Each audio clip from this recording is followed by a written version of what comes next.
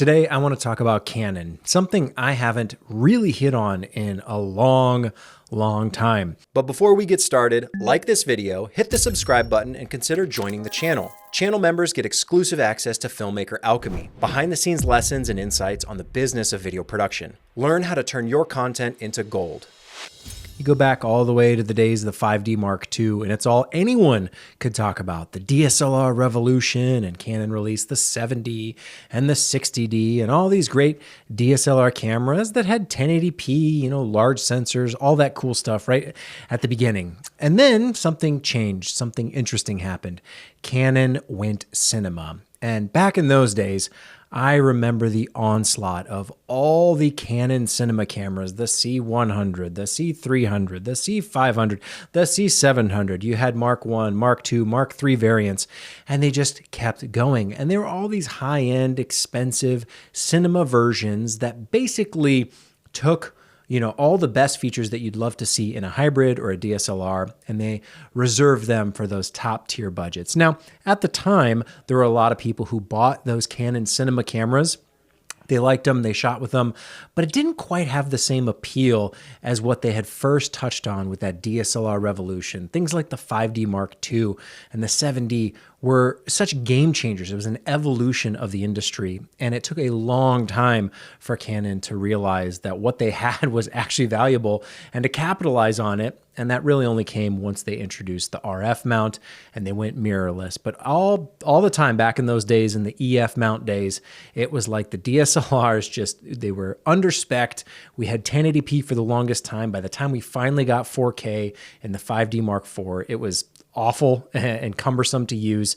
All that stuff was reserved for the high-end cinema line that just was out of reach for most people's budgets. The people who wanted to level up from something like a 5D or a 7D to reach a little bit higher, and that stepping stone wasn't quite there.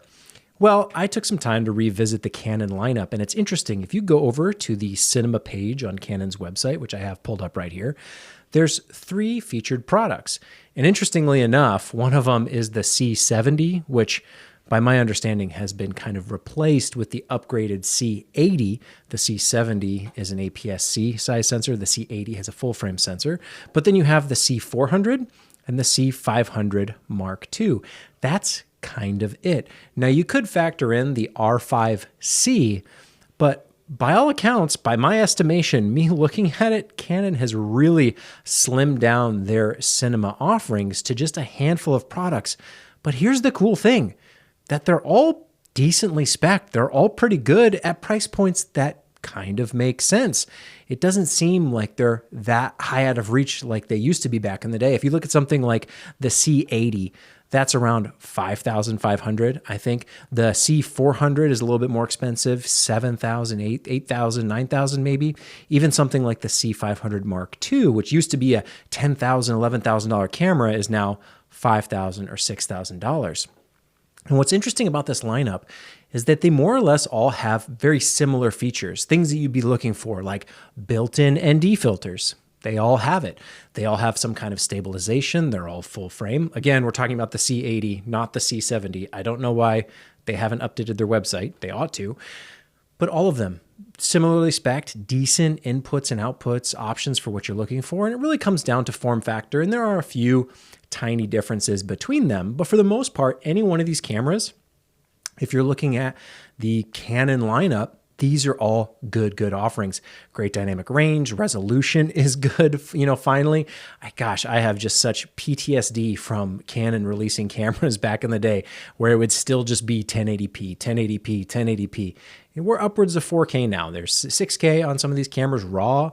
You've got great options in terms of frame rates. The only difference really is form factor and lens mount. Oddly enough, the C500 Mark II is a great option if you have a bunch of Canon EF lenses lying around and you want a camera body that's basically the best that we ever got for Canon EF.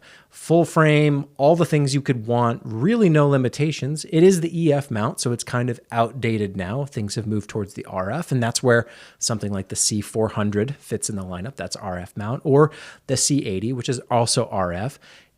equally spec'd, decently spec'd. I'd say it's pretty impressive that something like the C80, they're able to put internal NDs, mechanical internal NDs on something as small as a C80. Not quite as pocketable as any, mirrorless hybrid camera, but certainly a decent size to take with you, travel, put it in a bag, so to speak. Autofocus also for all of these. We've got Canon's dual pixel AF, the Gen 1 on the EF mount, the C500 Mark II, and then the Gen 2 version on the C400 and the C80. It's interesting, and I don't know what their approach is. I can think maybe reading the tea leaves a little bit that the market has shrunk for the cinema line. There's just less people interested in those cameras. So wisely so, I think Canon has shrunk their lineup.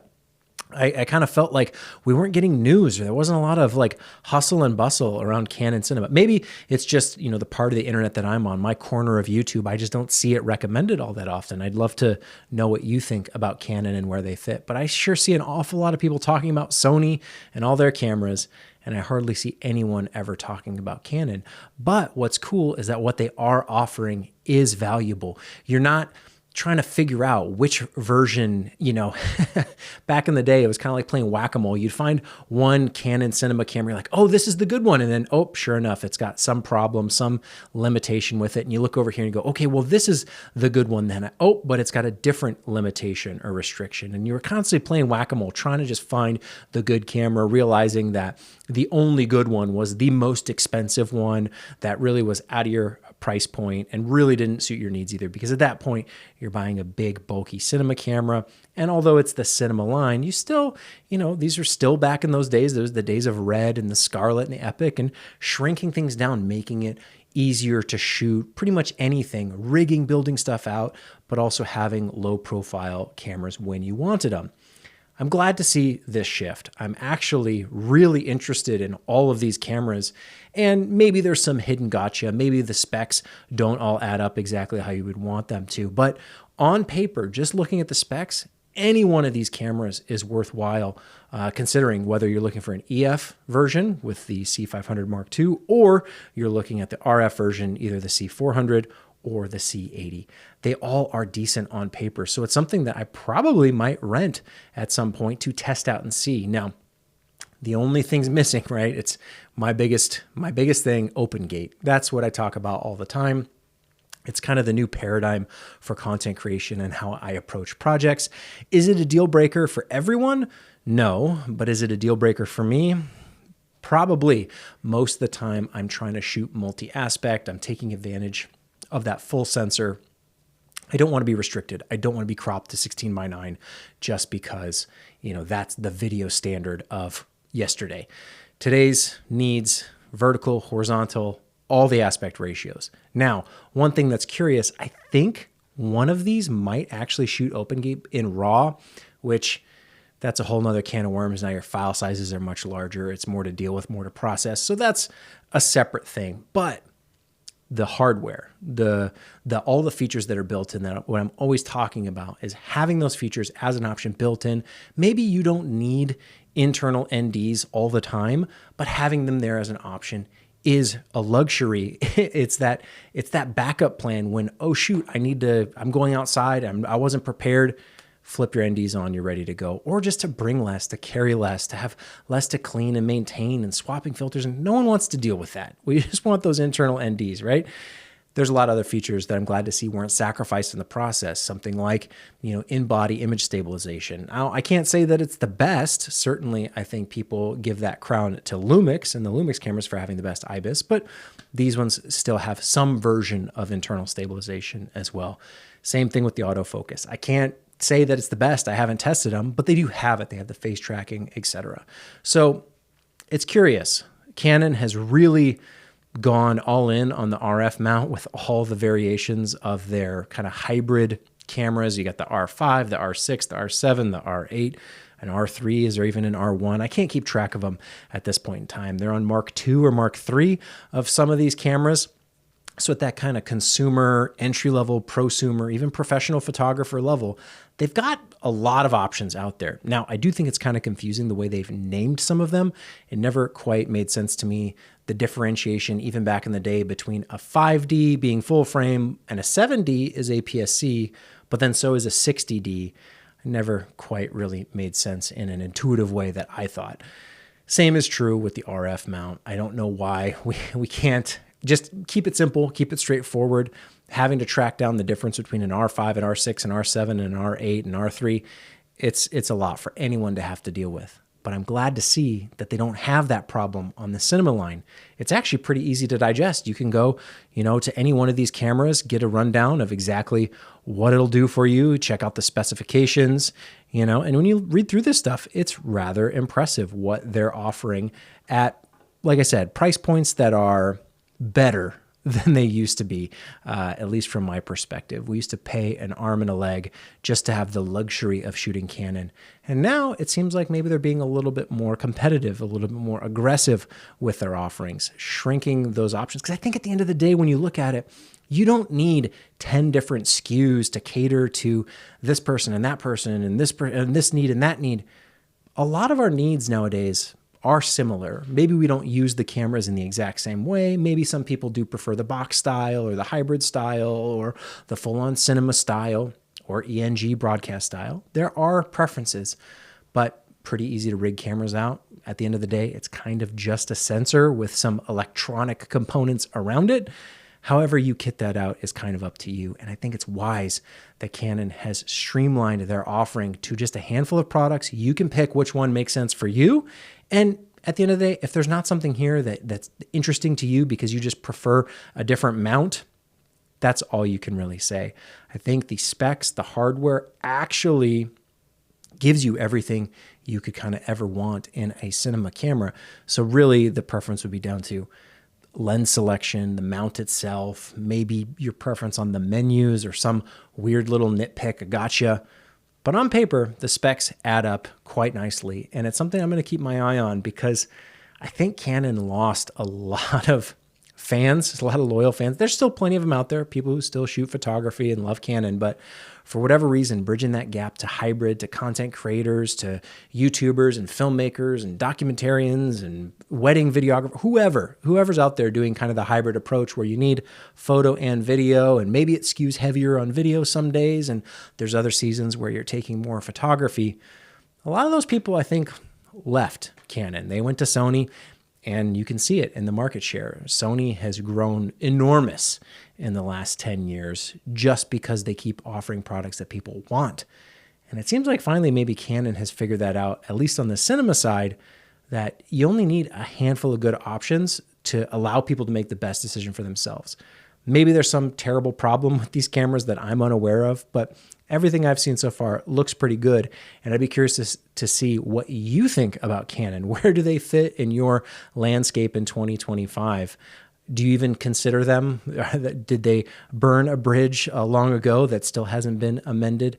I know that was kind of me for the longest time. The amount that they wasted trying to not give DSLR shooters good features was a huge pain point for me. And I just figured, all right, I'm going to go shoot Lumix. I'll shoot in the place where they give me the best features in a competitive price point at a small form factor like a hybrid mirrorless camera. That's what I was always looking for. That's what I've always wanted. I still want to this day. Even something like the C400 really isn't for me. I'd be looking at something more like the C80. And is it a camera I'll buy? Maybe, maybe not. I don't know. It's definitely a big choice to switch lens mounts and go all in on some brand new system. So I wouldn't throw that out there as everyone, just switch or do something different just because it's the new trend. But I would definitely recommend keep an eye on it. And if you're someone new to the industry and not quite sure what to get, what to dabble in, definitely do your research, figure out what's going to make the most sense in your environment when the crews you work with. Most of the time that is a deciding factor for a lot of people. If everyone's shooting Sony, it just makes sense to go Sony. And likewise, if everyone's shooting Canon, maybe it makes sense to go Canon. If you have the luxury of picking your own equipment for yourself, you're completely independent, or you run your own business, it's hard to say what the best camera is nowadays. There's a lot of great options, and I'm glad that we've made it to this point where the options are as good as they are. because it's way better than it used to be, where there were huge sacrifices you were making just by picking a certain camera or a certain brand. And nowadays, you can find something good with anyone. And I think it's good to see that Canon has simplified their cinema lineup, just because it was so cumbersome for so long back in those EF days. Interesting that they still offer an EF camera as a featured product, the C500 Mark II. Excellent camera on paper. Will I ever shoot with it? Maybe, maybe not. I'd be more interested in that C80, like I said. But there's also a lot of other great cameras from all the other brands. So it's actually quite nice to be a consumer nowadays and have that luxury as well. Just the choice, the option to test out something that like Nikon is offering, you know, whether it's in the Z8 or the Z6 Mark III. They even have the Z5 Mark II now. Lots of good options that you can test out, try, see what feels the best for you, the way you like to shoot, and make a good choice. But I definitely want to see more people following this type of lineup, not the C400 necessarily, but the C80. Smaller, more of that true hybrid style where you could take a picture with it, but you could also shoot video. And hey, it's got internal NDs. Oh, and you didn't sacrifice stabilization. It still has autofocus, all those things. That's kind of a nice benchmark, gut check, reality check for what is possible in a camera like this. It doesn't have to be super tiny to make me happy. I think there's a lot of people out there, especially who shoot micro four thirds, that are looking for the absolute smallest camera possible. And I think that should exist. But for someone who is maybe a professional, who shoots video and photo regularly, you don't want something enormous, but you also don't need it to be the absolute tiniest. There's room for both. And something like the C80 definitely hits that sweet spot. Maybe a little smaller would be nice. You know, I'm not gonna say it's perfectly compact. It is a little chunky, but hey, if it doesn't overheat, if it's got all the features you want, that sounds good to me.